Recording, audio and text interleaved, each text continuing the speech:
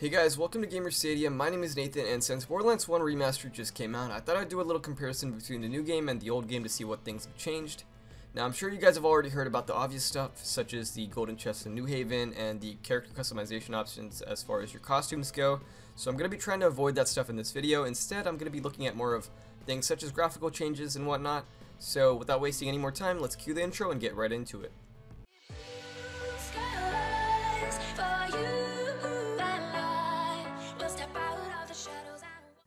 Alright, let's start off with the main menu. The obvious change is that there is a new and updated logo. Now if you guys take the time to look at the background, you guys will see that compared to the original, there is way more detail in this new one with way less jagged edges, which is a nice start. Now one thing worth pointing out is that before you guys start a fresh game, if you guys previously owned Borderlands 1 on the same platform, you guys do have the option to import your old characters.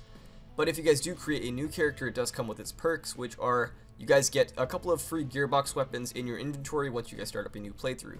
Alright, so with the menu out of the way, the first thing you guys will probably see when hopping into a game is the blue portal you guys see whenever you guys travel from one place to another in the quick travel station. So the obvious thing to do is compare them. So the first portal you guys are looking at is from the original game, followed by the remaster, and after looking at it, it's definitely a nice visual step up.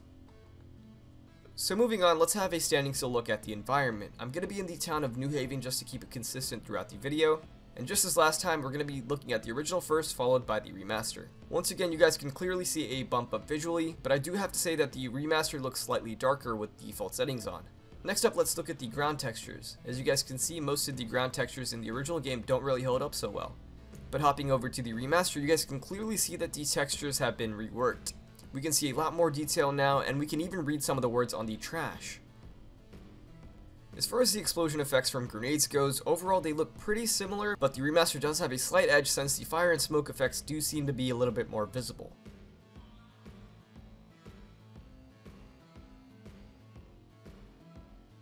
Next, if we whip out a sniper rifle and zoom into Scooter's face, we can see that in the original it seems alright. It is a little blurry though.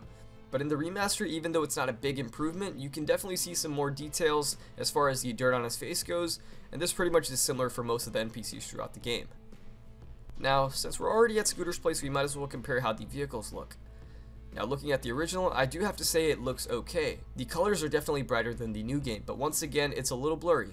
Now looking at the remaster, you can tell that the details on the vehicle are a little sharper, but honestly I'm not sure if I like this version better though. Let me know what you guys think in the comment section below. With the vehicles aside, let's compare some guns because this is probably what you're going to be staring at throughout most of the game. Starting off with the gun textures, there's no question about it, the remaster looks a whole lot better than the original. The metal parts reflect light a lot better, there's way more detail, and overall it just looks a lot nicer. Now this is totally off topic, but since we're already on this clip, I might as well point out that they did change the look of the fast travel stations to something more like what they had in Borderlands 2 with the 3D holograms, and I have to say that I do like this change. But anyways, going back to the topic of guns, one big thing that they did change is how the stat cards look for guns. In the original, they look pretty bland and boring, but in the remaster, they once again made it look more like the stat cards from Borderlands 2, which I also like.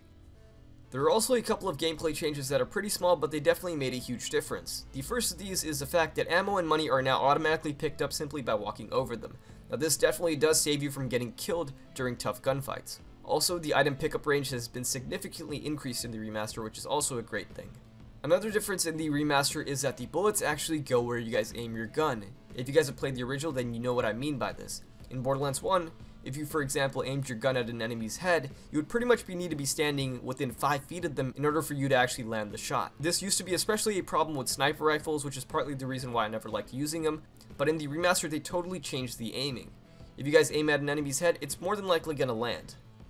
One major change comes in the form of the new minimap, which is located in the top right corner of your heads-up display.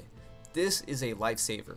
Back in the day, I would hate trying to identify where enemies and points of interest were because of that stupid compass bar at the bottom of the screen, and it absolutely sucked. But now I can play the game normally without having to worry about that stupid stuff, and I really like that. Another change that people have been asking for a really long time is the POV slider in Borderlands 1, and we finally have it this time around. And even though I do welcome this change, after using it for a bit, I personally think it feels a little off. But hey, I think it just might take some getting used to. Now I do have one final change I wanted to end off with, and in my opinion this is the one I welcome the most, and that is the fact that they finally changed the layout of that crappy backpack system from the original game, and now we have something more like what they had in Borderlands 2 and the pre-sequel. It's no longer a clunky mess like it used to be, and it's much easier to navigate. I really appreciate them doing this. Now, I get it, the game is still new, and there's probably a ton of changes that I haven't even come across yet. And if you guys know of any others that I missed in this video, then feel free to leave a comment down below. Anyways, hopefully you guys enjoyed this video. If you guys did, then be sure to leave a like. If you guys want to know whenever one of my videos go live, then go ahead and subscribe. Anyways, take care, and I'll catch you guys in my next video.